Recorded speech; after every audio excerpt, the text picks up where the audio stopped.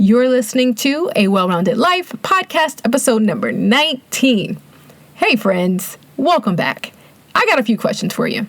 Have you ever wondered how you should go about building solid relationships in the workplace? Are you ready to stop spinning your wheels trying to figure out how you can gain more business and also spend less money? Then you're in the right place. I'm looking forward to chatting with you today about a topic that I am super passionate about. In the past, I have spoken on other podcasts as a subject matter expert on building and nurturing vendor relationships, and we are long overdue for the topic to be discussed here on Well-Rounded. If you're struggling to build vendor relationships and partnerships, or even trying to figure out how to up-level your current relationships, then listen in. Today's show is packed with tangible action items you can implement into your marketing strategy. So grab your coffee, your tea, or your cocktail, and let's chat. Hey there, and welcome to A Well-Rounded Life, the podcast, a space for creative entrepreneurs seeking an intentional life and biz filled with grace, passion, and purpose. I'm your host, Jamira. I'm a mama, wife, dessert fanatic, and on the ultimate mission to get you closer to your idea of what it means to live a well-rounded life. Right here is where you'll find curated resources, quick tips, and relatable stories, no matter what season of life you're in. So hang out with me for a bit and let's dive in. Okay, guys, before I get into the context of today's show, I want to read a review left by one of our listeners. The review says, "This podcast has been my go-to every day for the past month. With so much refreshing and useful information, motivation, and tips, I've been able to grab a hold to a new outlook in the way that I structure my day, my time, priorities, family, and career. Having this podcast to help build structure and understanding of what it means to actually live and not just to exist has been very eye-opening, influential, and humbling. One of the best decisions I have made so far in 2019. Thank you, listener Adrian, for taking the time to write a review. Your kind words, they mean so much to me and the team that actually work with me to make this show happen each week. And if you haven't left your review just yet, no need to feel guilty. Hit pause and drop a comment and share some love. On today's show, I'm going to share my tips and experience with building solid and lasting relationships, specifically relationships related to vendor partners and your peers. This episode is not just for my creative business owning friends, but the tidbits that I'm dropping today, they can also be applied to jobs that my 9-to-5 listeners may have. Many of you may know my background is in wedding and event design and planning. And for over a decade, I've worked really hard to build my relationship with vendor partners for the sake of marketing my business and generating more exposure to myself and my business. I always say that there is no way I could have done what I did and continue to do what I do without my creative partners and my team. The process of planning and executing someone's most important day is a team effort, believe it or not. Think about that. Executing most projects or tasks in life are team efforts. We have to rely on other people to get things done sometimes, right? Thus, it's imperative to bring your A game when you're dealing with vendors and the people you work alongside. And I found it to be true, especially in the wedding industry, that some vendors will focus on the relationship between themselves and the client, while not even making an effort, not in any type of effort, to nurture the relationship with their vendor partners. What's up with that? Seriously, think about it. For my friends in corporate America, I'm sure you've seen your colleagues sucking up to the boss, smiling in their faces, while not even giving two figs about their relationship with you and the other people surrounding them. Can I get an amen? You guys know those people in the workforce that are all into the face of the boss and not even paying any bit of attention to you and everyone else that they may come in contact with. The person right next to you that you could potentially learn from, assist, or even get a recommendation from is sometimes not even a thought for some of you. I'm talking to you. Hopefully not you, but you know someone like that. I figured out a while back that it is critical for vendors to nurture their relationships in hopes of building up their networks and their bank accounts. The power of word of mouth referrals and recommendations is fascinating to me. You may never know the impact that word of mouth can have on your business or in your workplace in general. Word of mouth referrals based on how you treated someone or a situation can turn into profits and coin on top of coin, aka money flowing in without money being spent. All based on the work that you initially put in to build and nurture the relationships around you. And I would have to say that tip came from my mom.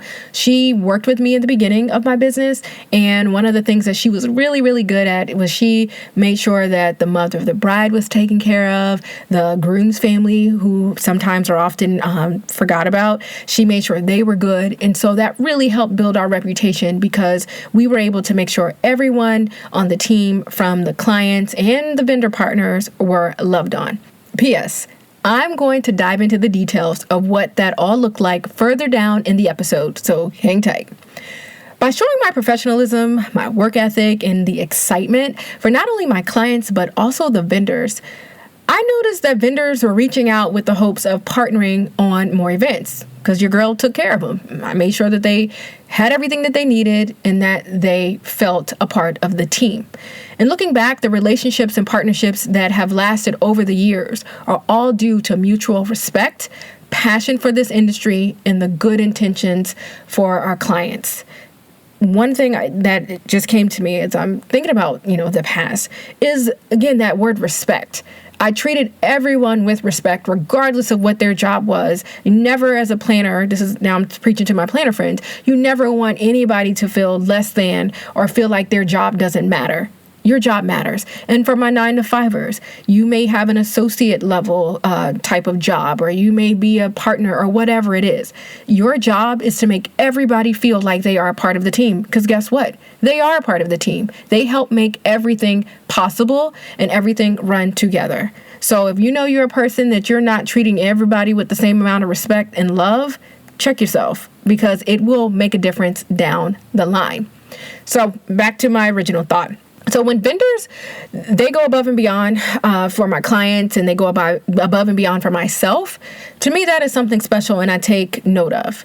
I pay attention to how quickly these vendors respond to emails, their professionalism, and their overall energy and excitement about an event.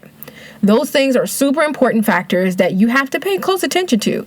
You got to pay attention to these things when you are working on a team, because the team will be affected if people aren't doing what they're supposed to do, like responding to emails.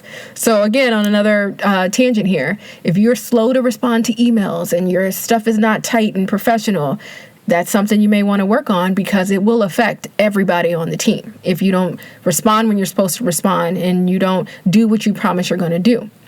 So, as promised, I'm now going to go into the action steps and tips that you can use for building and nurturing your vendor relationships. All right, so put down your cocktail or your coffee and take in these 5 quick tips that I'm about to share. First tip, be consistent in how you communicate and in the quality of what you produce. By doing so, vendors will be more inclined to work with you on future events. Something to think about as you work on nurturing your vendor and working relationships. You also want to be consistent in how you treat others. Like I just said before, that is so important. You got to make sure you treat people with that respect and with care. I think sometimes people get comfortable with the vendor partners that they frequently work with. Thus, we fall off with the TLC and the extra love that we should be giving to our OGs and our teammates. Because guess what, guys? They are keeping us paid. That's something that I want you to pay attention to. Yes, you work at that venue often. Yes, you work with these people often. But sometimes you just got to love on them a little bit harder, because they are making it possible for you to do your job and for you to excel and to look good as well. We may also be oblivious to the fact that people are always observing us and our team from the sidelines. You never know who is watching and where your next referral may come from. So you must always be on your A game. That is important. When you go to work, be on your A game, because somebody is always watching. I've done numerous events and have had guests and vendors come up to me after observing how my team interacted with everyone, from that coat check person, the attendant, the coat check attendant, the catering manager, and even the guests. It takes time to build relationships and a reputation, guys. However, It takes no time for that relationship and that trust to be broken when you lack consistency. So you want to stay consistent on how you treat people, regardless of what job that they have. Something else I want you to place on your radar is the importance of loving on and spoiling your event partners. A few years back, I made the decision to pull all of my print advertising when it was determined that the return on the investment, it just was not there for me. It was not. I'm talking close to $5,000 at that time in advertising for my business. It was insane when I look back at how much money I had spent year after year in advertising. So instead of shelling out another $5,000 on this one specific publication, I decided to build in vendor appreciation and love gifts into my business budget. In lieu of advertising in the traditional way, I want to challenge you as well to do what I did and curate a memorable experience, such as a branded gift that can be delivered a few times a year, or just something special that the vendor can actually relate to, or something special that is meaningful to them. And also send gifts to vendors that you would love the opportunity to collaborate with in the future. The gesture is more personable and it keeps your business on the radar of people you have worked with in the past and people that you want to work with in the future. So when you are thinking about how you're going to love on the people that you've worked with in the past and get on radar of people you want to work with, make sure that gesture, it could be a physical gift or it can just be something above and beyond that you do. Make sure that it makes sense for the audience that you are serving. I like to do a branded gift because, as I just said, it keeps your name and your business on their radar. Like legit, I would have a whole bunch of different things that I would put in like a nice gift basket that had my company name on it, stuff that they could use in their office, on their desk, and again, company name, so it was right in their face, in the forefront, always when they were thinking about, hey, who can I recommend? Well, guess what, guys? I'm right there in your face. Your answers, problems are solved. All right, number 2. The next thing that I want you to do while working towards nurturing your relationship is to focus on quality over quantity. I'm a quality over quantity girl all day long. It's hard to juggle various relationships and people, right? So the quality of the people that you surround yourself with and the quality of your relationships are way more important than the quantity. In order to build solid and meaningful relationships with vendors and just people in general, be intentional with whom you choose to partner with. By doing so, you are able to grow deeper relationships with substance and longevity. I think about the friends that I've had for over the years. I don't have a whole lot of people that I'm rocking with. And I think about the vendors, partners that I love to work with. It's not a whole bunch of people, but it's a solid team and it's a solid community. And I want to give you an exercise. Take out a piece of paper and make a list of vendors that you want to continue to show appreciation towards in this season. Next, I want you to make a list of folks that you want to build relationships with. If you're able to build with one of a handful of your favorite venues and then maybe pick a few select photographers that you admire, they will most likely be able to refer you business, which translates to paying your bills. On the reverse, my photographer friends, I want you to think about what planners you want to work with most. What group of planners or one planner do you feel like you could connect with that you guys could give each other business and you guys just have the same vision and same work ethic? Think about that. Write those people down on your list. Something else to think about. Whose preferred vendor list do you want to be added to? We all know that there are preferred vendor lists. We all know that there are lists of contractors and consultants. Whose list do you want to be added to? And we're going to work on being the first option and then the only option when we are being referred by our colleagues, right? Because those referrals and recommendations will go a long way. All right, third thing. I often say that sharing is caring. If you are working on a project with your coworkers or a wedding that you're doing or even a special project, it's important to share information if you know that it will get everybody closer to the goal.